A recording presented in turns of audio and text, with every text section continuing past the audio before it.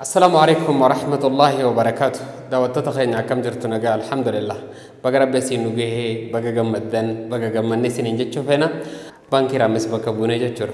Inshaallah sadarkaa kanarra geenye. Amma wanni isiniin jechuu feenu hawaasa keenya daawwattoota keenya sababa koronaatii wajjin wal qabatee waltajjii silaa hawaasa bakka takka yaamnee farramsiifnu san mallatteessisnu san nuuf hin mijanne jechuudha. Sababa koronaatii wajjin wal qabatee namoota muraasa malee hin dandeessan godhuu waan nuun jaaniif jecha hawaasni keenya bakka jirtanitti isin hundinuu wakiilinnaadhaan sadarkaa firmaadhaa san akka wajjin dabruu dandeenyu abdii guddaa isinirraa qabna jechuudha.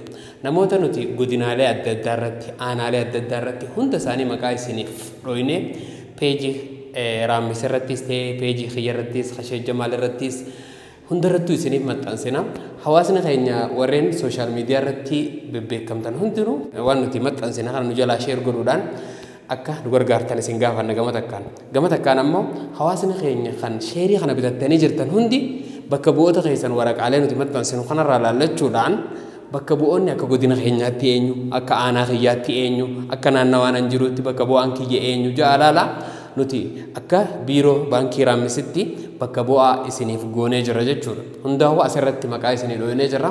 Bakka bu'aa keessan san dheeyxanii akka bakka buufattan waajjira haqaa deemuudhaan jechuudha. Waajjira haqaa aanaa keessan jiru, ka godina keessan irra jiru, ka magaalaa keessan jiru waajjira haqaa deemuudhaan akka bakka buufattan asumaan kabajaadhaan isin gaafanna jechuudha. Namoota nuti irratti maqaa isinii dhooyne san isiniin jenna jechuudha. Asumaan sheekni keenya Sheekh Jamaalis waan isiniin jaan. السلام عليكم ورحمة الله وبركاته. حواس خيرنا بقى جمدن بقى جمني سنين جنة أكما سسكا جوبنا جانيتي سسكا وبلاش خيرنا بدرمان السينفان سسكا بانكي دابني جراني سنين جنة أكما مس بومبين نما ترمالي نورا جتسانيتي حاجة ترى بانكي تيسان baankii teenya baankii Raammis dhaabnee jirra. Hanga utaalcha raachaa tokko nu hafee waan nu hafe san irratti hawaasni keenya akkuma duruu nu gargaaruu fi cinaa dhaabbatuun beekamnitti akka nu gargaaran isiniin jechuu barbaanna.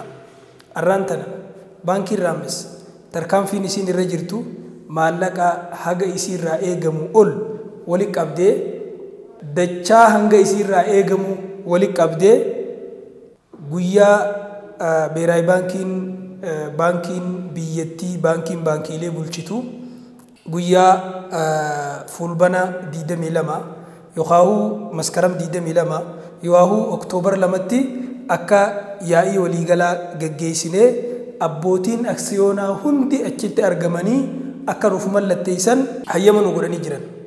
Haa ta'u malee haala yerootii wajjin wal qabatee sababa koronaatiin namni qaamaan achitti argamee mallatteessuu qabu daanga'uu qabaa waan jedhaniif jecha hawaasni keenya warreen faffagoo jirtan keessaa Harar, Diredawaa, Jimma, Iluu Baabuur akkasuma Baalee, Shaashamannee, Asallaa warri bakka faffagoo jirtanii fi warri magaalaa tana keessa jirtanillee hojii teessan ooffachaa guyyaa gubaayee san nama akka bakka buufattan kabajaan isin gaafannaa akkaataan itti bakka buufattan sheerii isin bitattan irratti namni bakka isin buusan guyyaa gubaayee san argamee qaamaan akka isinirraa bakka bu'ee mallatteessu sanadoota baankii barbaachisu akkasuma barruulee baankii barbaachisu irratti isin bakka bu'ee akka mallatteessu mallattoo guyyaa sanii qofa yoo san dabalatee wulinnaa masarajjaa bakka jaaniinitti waajjira sanitti illee akka isinirraa bakka bu'ee mallatteessan mallattoo lamaan tanaaf akka bakka bu'ummaa namaaf kennitan isin gaafanna kabajaan isin gaafanna keessaa'u namni fagoo irraa dhufu guyyaa tokko ol deemee guyyaa tokko galagad deema guyyaa lamaa dhuma as dhufee walgahii kanaaf guyyaa lama ta'a guyyaa afur fixuurra birrii xiqqoodhaan birrii dhibba takkaa 50 hin geenyeen bakka bu'ummaa namni hedduun nama tokkoof kennee akka nama daangeessuu qabnu san irratti nu gargaartan isiniin jenna. Hundaafuu baga gammaddan baga gammannee isiniin jenna. Alhamdulillah baankii Raammis isii dhaabbatte isii as geessi arkuudhaaf gammachuu guddaan nu dhagayama. Hawaasa keenya baankiin teessan dhaabbachuuf hanga utaalcha raachaa tarkaanfii raachaa santu hafee sissiqaa as geessee dhaabbatte warra isii dhaabbatte waliin argu rabbi nu haa taasisu isiniin jenna. Maqoota nama bakka buufattanii barruudhaan isinii keenya naannoo hundatti nama goonee jirra. Namni allakkii nama bakka buusu ifumaa laffee dhaquun fedhajuus dirqamni jiru dhufuu ni danda'a. Haa ta'u immoo namni bakka tana walitti qabamu daangeffamaa waan ta'eef namni baankii tana bitate gara nama 6,000 olii waan ta'eef namni hayyamamu nama xiqqaa nama 200 ol hin dabarre waan ta'eef hawaasni keenya walirratti quufaa walirra guuttataa wanni barbaachisu qaamaan achitti argamanii mallatteessuu qofa waan ta'eef kana qofa irratti osoo sheerii keessan gurguruu maqaa jijjiiruu guutuu bakka bu'ummaa san osoo hin taane bakka bu'ummaa yaa'ii gubaa'ee san irratti argamanii barruulee baankii barbaachisu irratti mallatteessuu irratti akka wal gargaarru akka walirraa bakka buunu akka wajjin gara baankiin kun dhaabbatuudhaatti waan barbaachisu hundaan ceenu isiniin jenna.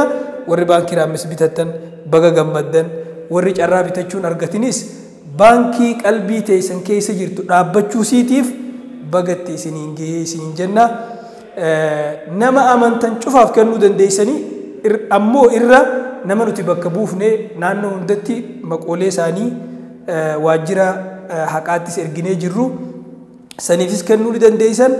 Bakkitti bakka buusan tun bakka takka waan taateef Hajimma jiruuf Harar jiru yoo kannees Harar jiru Hajimma yoo kannees Kabaale jiru Harar yoo kannees Harar Kabaaleetu yoo kannees rakkoon hin jiru. Haa ta'u malee irra caalaan namni nuti isiniif illu nama nuti maqaa bakka buufne akka dhufanii isinii farramuu isinii mallatteessan dirqama irra keenyee jiru waan ta'eef akkan hafne akka ergaan teessan bakka isinii geessu yoo nama nuti bakka buufne nama hedduurraa bakka bu'ee as taa'ee asitti argame guyyaa san eeggatee osoo sa'aan dabarsine mallatteessee isinii galu kabajaan isin gaafannaa.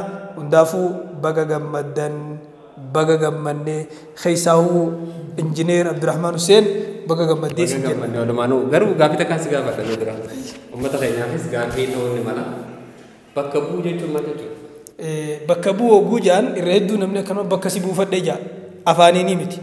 Bakka bu'uun karaa seeraatiin waajjira abbaa alangaa dhaqanii takka waajjira wulinnaa masarajjaa jaansan dhaqanii namaan bakka buufachuu fedhaa waan akkanaa irratti waan haga kanarratti jedhanii daangeessanii barreeffatanii ol galchanii waajjirri abbaa alangaa irratti si mallatteessee duraa duubaan laalee takka takkaan ati waan kana fedhinnaa keetiin nama kana bakka buufattee jedhee qalamaan tuqee atis irra mallatteessitee sii kennuudha malee akkama namni biyya alaa taa'ee si bakka buufadhee jechuu osoo hin ta'in asuma taa'ee anuu si bakka buufadhee naa mallatteessee jechuu osoo hin ta'in seeraan waraqaa ragaa saniin ta'uu qabaa.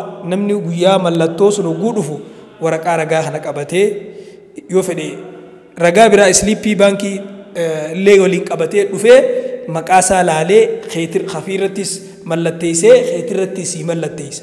Namoonni isin bakka buufattan kun nama ifii sheer bitatee ifii dhufee mallatteessu malee nama karaa deemu akkanumatti nu mallatteessi yaanii nama cufaan narraa bakka bu'i si finfinnee jira narraa dhaqi ja'anii ni miti. Wanni kun horiidha waan irratti taphachuu tahaatii miti. Akka karaa seeraa kanaan bakka wal buufatanii jenna. Asumaan wanni hubachuu qabdan waajjirri abbaa alangaa aanaa hundarra ni jira. Godinaalee hunda keessa ni jira. Magaalaaleen hundi ni qabdi. Itti rakkatinaa waajjirri abbaa alangaa eessa jaa dhaqaa gaafadha. Dhaqaa gaafadha waraqaa isinii kannama.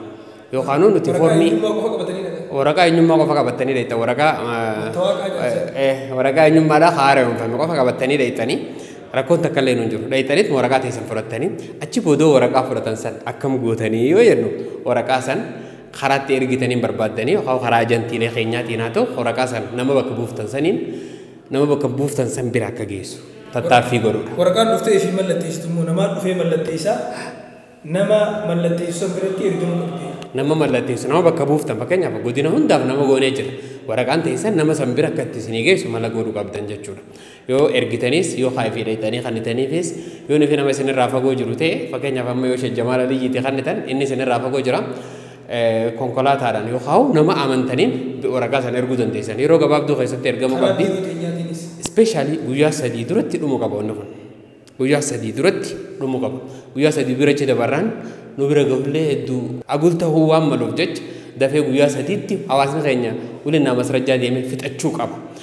Guyyaa 3 booda immoo sa'aa nu biratti ergitan yookaan sa'aa abbaatti wukkilinnaa kannitaniif san biratti ergitanii malee sa'a biraan qabdan sa'aan xiqqoo waan ta'eef jecha daddafaa isiniin jenna galatooma ulfaadhaa isin jaallanna nu kabajjan rabbi isin haa kabaju wajjin guddannaa hoottaa jennaan owwaattan baga owwaattan waan gaarii irratti owwaattan baga gammaddan. Assalaamu alaikum warahmatullahi wabarakatuh.